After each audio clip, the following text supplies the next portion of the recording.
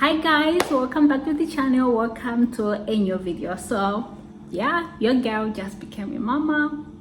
First time mom. Where are you? If you're here, leave your comment in the comment section down below. So I'm gonna tell you about my birth experience here in Turkey. So where do I start? It was on a Thursday, June 13th, that we went to the hospital in the middle of the night. But my story began from, like, I think a day before. At night, I just had some pain that used to come and go. I brushed it off. I didn't think it was anything serious or anything, to be more specific, anything that labor is gonna start. I didn't think anything like that. I went for a walk on that day, like the day before. My walking was like walking a few meters, and then I used to have like a lot of pressure in my pelvic area, so I had to take some rest, walk, rest, walk, rest. Anyway, then I was home. I did a little of work and then had to rest. But the thing is, in the third trimester, towards the due date, I wasn't feeling myself, okay? I had run out of energy, I should say so. So whenever I'm doing a little bit of work or preparing something and I'm on my feet, I used to feel really tired and I had to stop, get some rest, something like that. So let's say fast forward, it was on this Thursday. Yeah, we were home the entire day. I did a little of work maybe at home, and I didn't do that much. Yeah, we were just home. My husband was also home. It was just us at home. We're home. We had our dinner at around, I think, 7:30, something like that.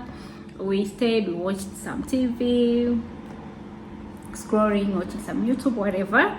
But then it was time to go to bed. We went to bed around 11 p.m. and as soon as we go to bed, let me say this, guys. The entire day I didn't feel any pain except for the pain that I had like the previous day at night. The entire day we just had like these movements of baby girl that were a little much, like what is happening, and we even recorded on that day, like this is a lot too much, like she's moving a lot.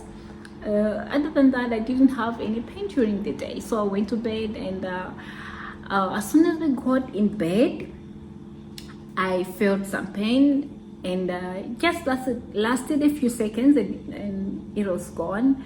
It came again, it was gone. So at this time, I told my husband, like, okay, I'm feeling some pain. So our doctor actually told us that when you feel some kind of pain, just track like how long it's lasting. If it gets a bit longer, then let me know. I was like, okay, fine. And this pain wasn't lasting like anything like a minute. It was just like a second going. And then I had this pain that was really intense a little bit, and I even told my husband, like, I'm having a lot of pain right now.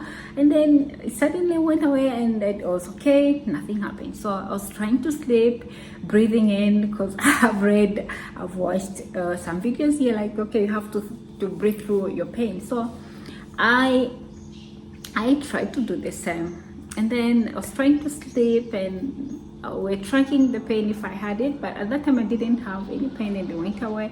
And yeah, I was just in bed trying to sleep. So all of a sudden I felt like some pressure, like a balloon is something that burst like a balloon, like I was like, my water came.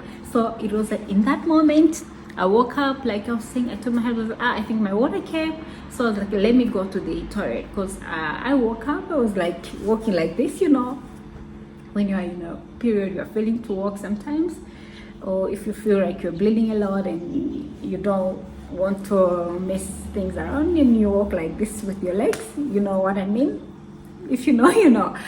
So at that time I was like, I think my water broke. So I went to the toilet, and as soon as I opened my legs, I was like, I saw something like some water. I was like, this is definitely my water coming out. So what do we do? I told my husband, like, okay, we have to go the doctor. So it was around 11:30 at that time. Yeah, 11:30. This is 11:30 p.m. at night of June 13th. So my husband called our doctor, because the previously I had given my husband the doctor's number. I told him, like, okay, if anything happens, then you can call the doctor right away. I don't have to be involved or something like that. I might be unconscious, whatever. You just never know. Pregnancy things are a surprise sometimes. So yeah, he called the doctor, and I was in the position, okay, thank God I was in a position to talk. So I talked, like, okay, this is me. I think my water just broke, because something like I explained, like, oh, balloon like bursting, and I saw some water coming. And yeah, so she said, okay, you don't have to panic. She asked me, like, where are you now? I told her I'm home. So she told me, like, okay, don't panic, just dress up, take your time, and you have to go to the hospital. As soon as you're at the hospital, let me know you are at the hospital. I will tell you what you have to do. So I was like, okay, fine. So by the way, this is a doctor that works also at the hospital where I work, and that's the hospital where I work, guys. So yeah, just do a little detail that I should tell you. Anyways, so as soon as we are home, and my husband also panicked a little bit, and he called his family. Of course, they live near us.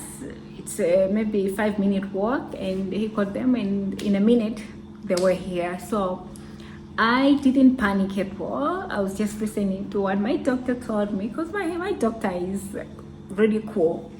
So I dressed up. I had already packed my bag. I just had to put a little maybe some makeup stuff, I think, that was remaining, but all the bags were ready, and we just carried our bags. And the next thing, we're at the hospital.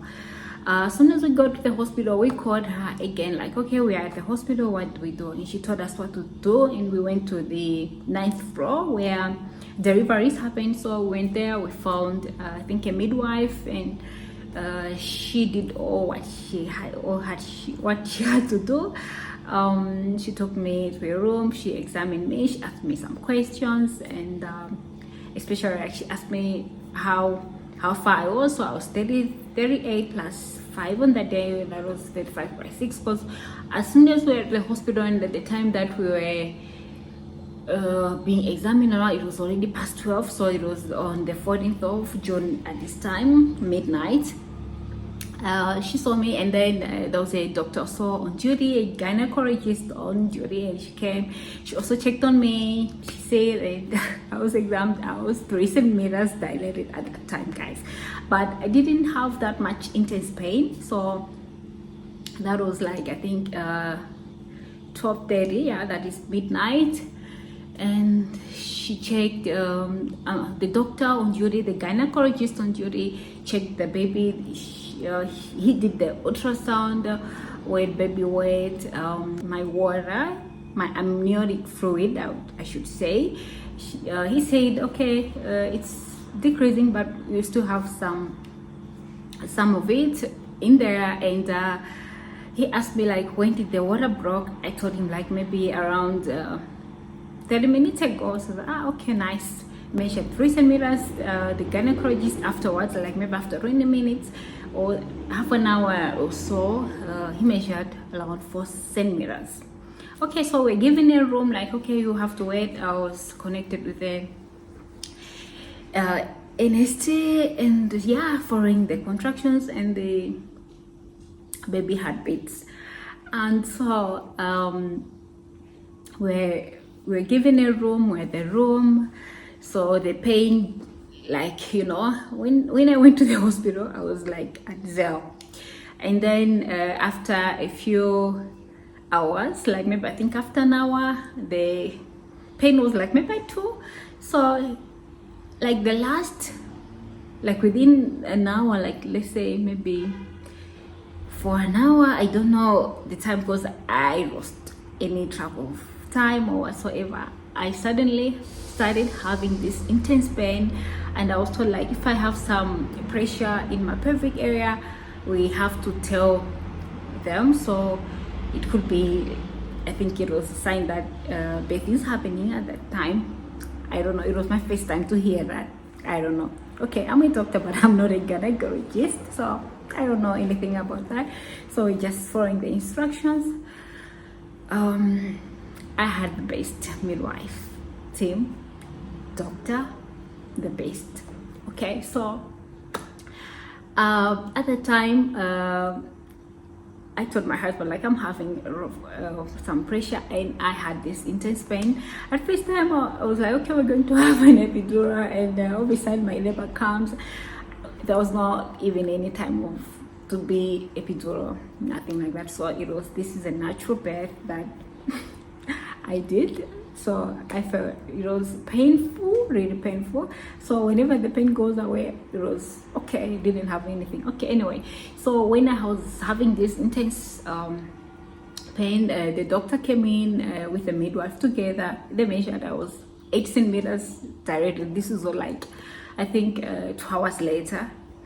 I was 8 centimeters, and then they started preparing, like, okay, they told me breathe in, you don't have to push, you don't have to do anything, because you just don't have to, the baby might be coming. So I was like, okay. I was asked if I can walk. I said no way, I cannot walk because I'm so much in pain. I didn't have any energy at that time. And by the way, when I was there, when I got to the room, I was told not to eat anything. We're giving something, I think, to sign. I just signed, like, I don't know. I was saying, okay, you don't have to eat anything, because, you know, I understand them better, because anything could go wrong. I could go into surgery, anything could happen. So I was like, okay. I didn't eat anything. You're not drinking, you're not eating. So I was like that. At that time we ate dinner. I think it was 7:30, as I told you the other day. So we went into the delivery room. I was taken with a wheelchair because I couldn't walk. I didn't have any energy. We went there. It was time. It was like complete dilation, 10 centimeters again, because that's what the doctor told me. And yeah, my doctor also came in at that time. It was time for birth. Yeah, so we went in the hospital, like in the room around 12:30, as I told you. It was birth. So I gave birth at around 4:15 on the 15th of on the 14th of June 2024. Baby girl came out. So she was checked, everything was okay, and she left the room. I just saw her and she left the room, and this day was really a lot of emotions. So after that, I didn't leave the delivery room, unfortunately, because my doctor said you are bleeding a lot. So I had a lot of bleeding after baby was out. So at that time, she told me, like, okay, I think we have to call the anesthesia team. They have to put you on sedation so we can check where the bleeding is happening. And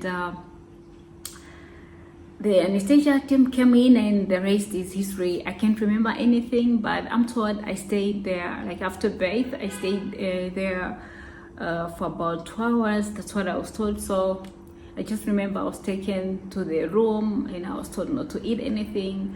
The next time I woke up, I had blood transfusion was being done to me. So it was a lot of emotion that was happening. And baby girl was there. I had IV lines all over me. I had these egg moisures that were on my hands. I don't even know when this happened. Like they put IV lines, extra IV line, due to the transfusion. So I had something that's like IV line on my left. I know this one was put on me when